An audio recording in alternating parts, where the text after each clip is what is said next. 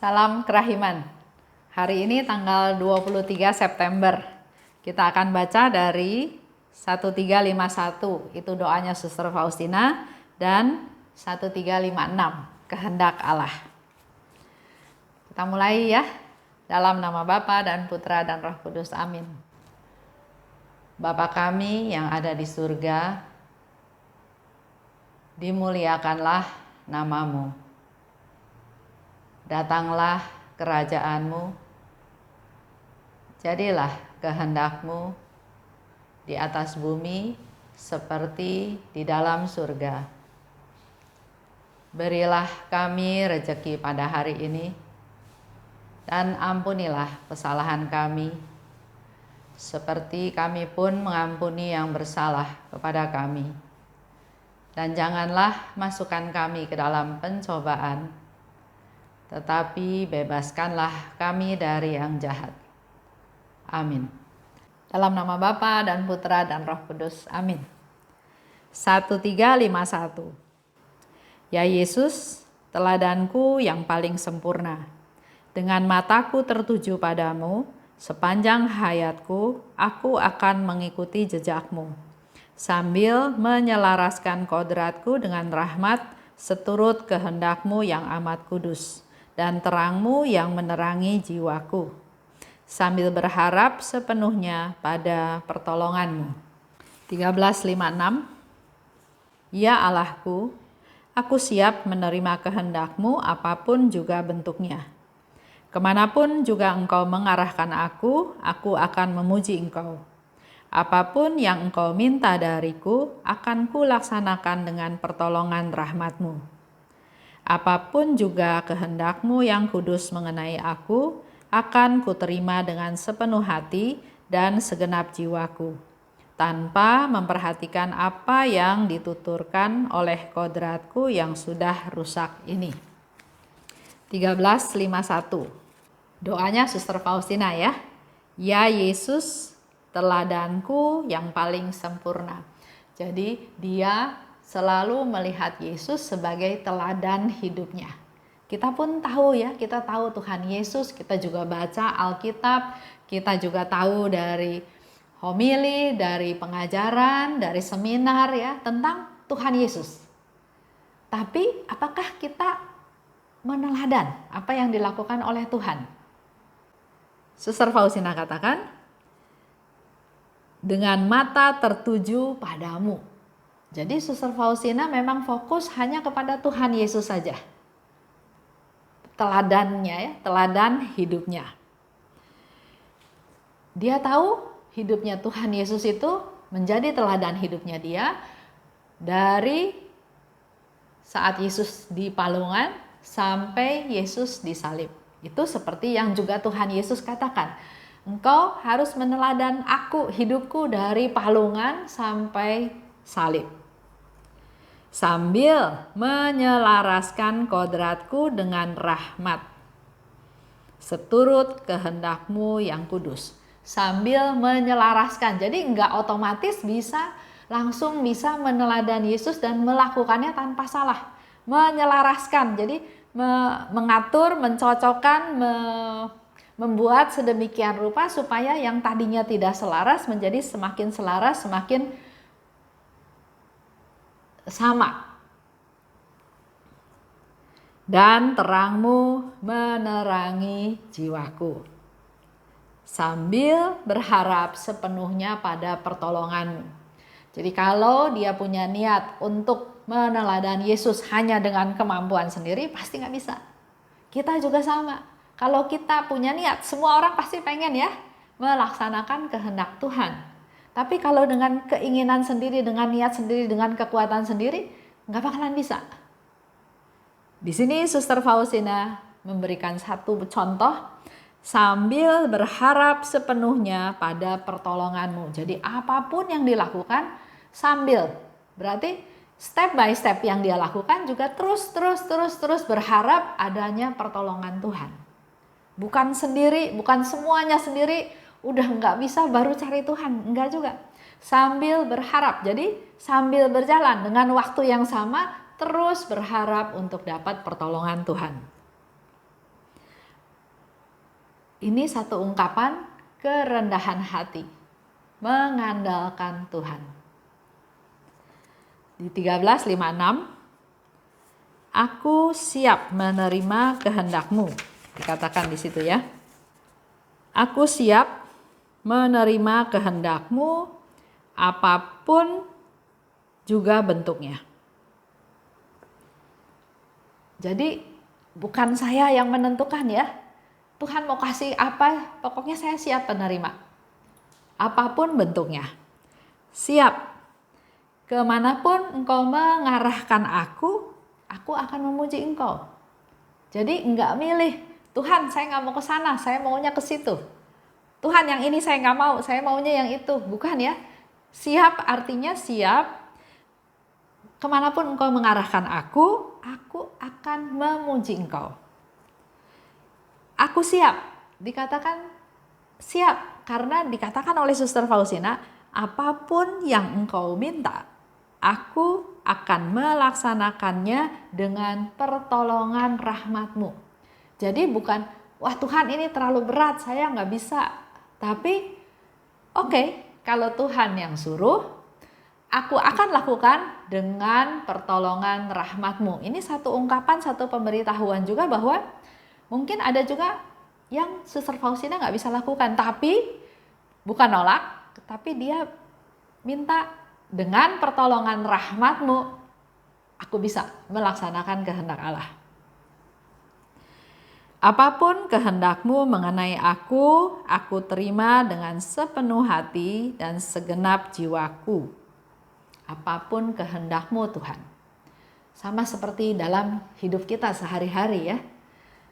Ada orang juga yang tanya sama saya, Bu Esther, Tuhan gak sayang ya sama saya?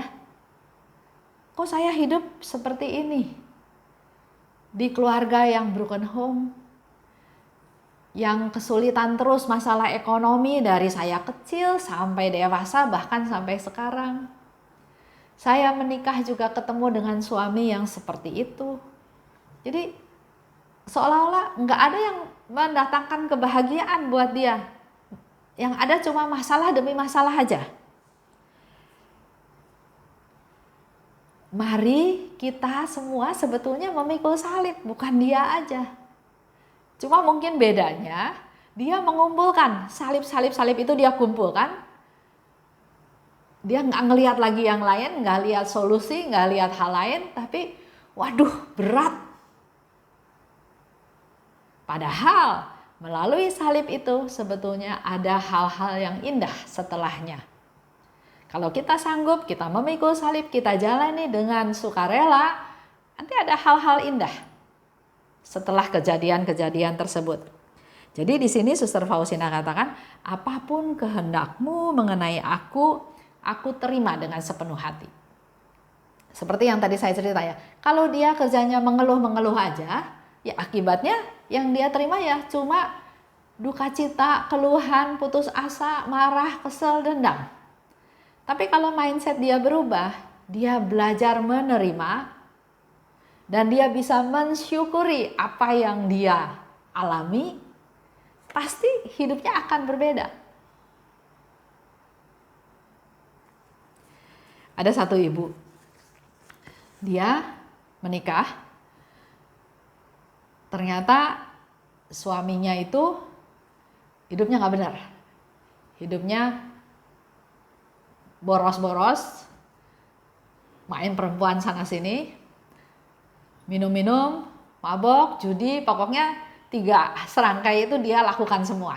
Perempuan, judi, dan mabok-mabokan. Si istri merasa, kok sial sekali hidup saya ketemu sama suami yang seperti ini. Tapi dia bisa mengolah permasalahan yang ada. Dia bisa melihat, oke, suaminya nggak baik sama dia, suaminya menyusahkan dia, suaminya utang di mana-mana, tapi dia melihat keluarga suaminya, mertuanya, kakak iparnya baik sama dia, perhatian sama dia. Dan dia bisa mensyukuri hal tersebut. Walaupun suaminya seperti itu, tapi masih ada yang sayang sama saya. Masih ada yang memperhatikan saya. Dari tadinya dia menikah, dia berharap suaminya bisa membahagiakan dia merubah pola pikirnya. Kalau saya nggak bisa mengharapkan kebahagiaan dari suami saya, maka yang saya harapkan nanti adalah kebahagiaan dari anak-anak. Jadi fokusnya dia sekarang bukan hanya suaminya aja bermasalah, tapi fokusnya dia adalah bagaimana dia berjuang, berusaha untuk membesarkan anak-anaknya. Dengan harapan suatu hari setelah anak-anaknya dewasa, dia akan juga bisa mengalami kegembiraan dengan melihat anaknya sukses, dengan melihat anaknya tidak seperti suaminya, dan seterusnya. Jadi kehidupan yang susah ya tetap dia alami. Nah di sini mau diceritakan, buat kita semua nggak ada yang kebetulan. Tuhan pasti punya rencana yang indah. Yang harus kita lakukan sekarang adalah menerimanya. Dikasih salib, diterima. Karena Tuhan tahu dia nggak bakal kasih kita salib sampai kita nggak bisa nanggung. Tuhan tidak akan membiarkan kita jatuh tergeletak. Yang Tuhan mau adalah kita menerimanya dan melaksanakannya. Seperti Suster Faustina katakan, apapun kehendakmu mengenai aku terima dengan sepenuh hati dan segenap jiwaku.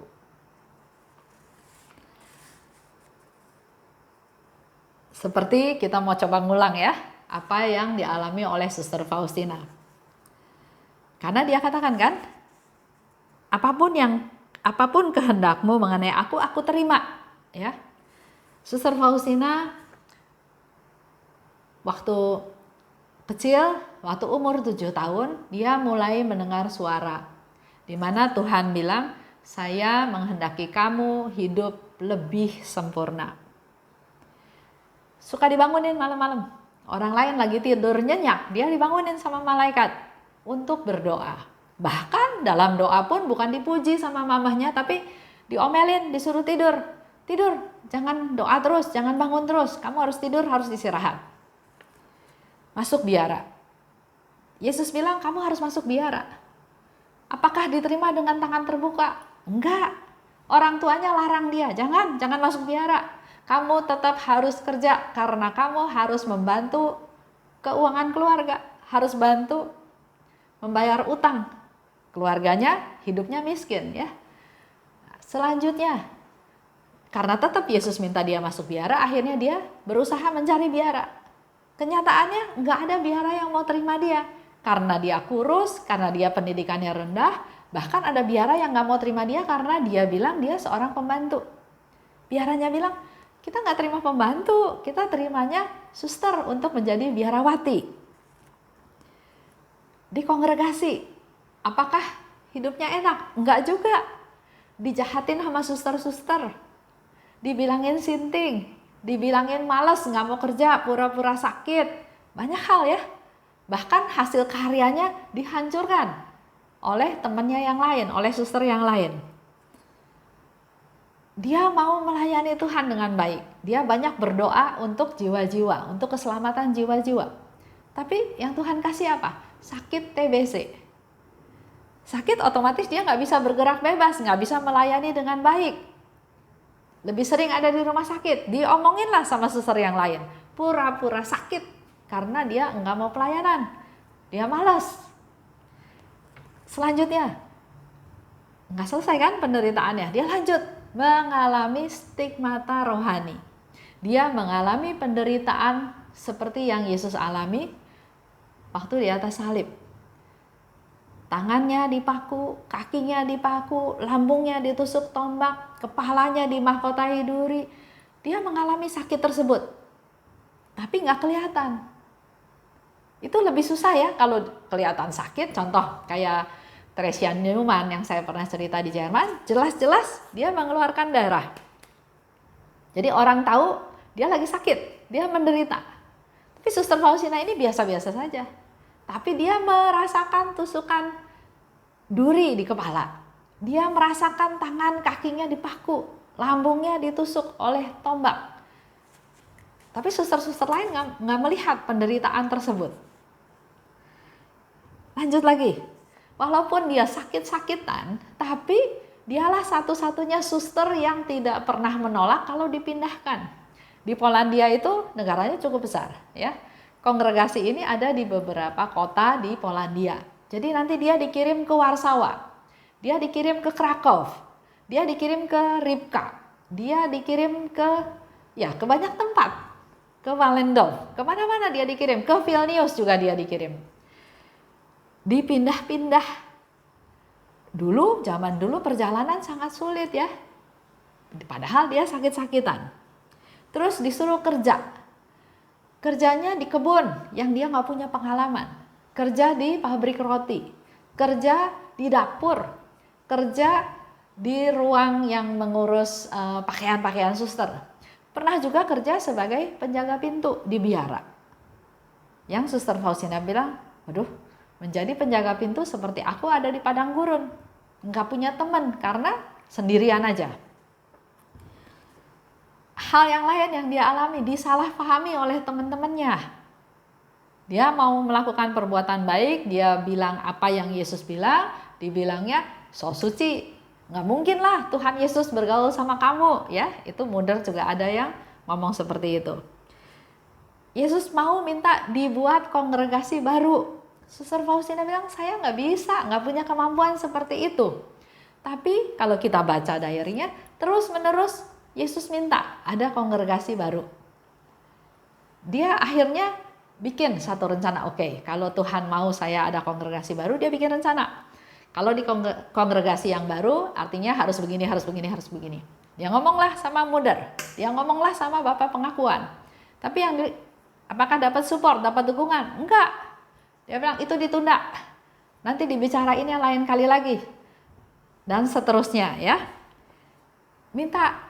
Yesus minta gambar kerahiman ilahi dilukis. Juga nggak gampang. Di satu pihak Yesus minta, di pihak lain nggak ada sarana yang bisa membantu dia supaya permintaan Tuhan Yesus itu terlaksana. Bahkan dia cerita sama Pastor Sopocko, Pastor Sopocko anggapnya, kamu sinting kali ya. Coba pastor juga usul ke Muder diperiksa kejiwaannya. Setelah lewat suatu proses yang panjang, akhirnya dia disupport sama Pastor Sopocko untuk bertemu dengan pelukis untuk melukis gambar Yesus yang Maha Rahim tersebut. Pesta kerahiman. Yesus bilang, saya mau ada pesta kerahiman. Itu dari tahun 1931. Tapi nggak langsung terrealisasi.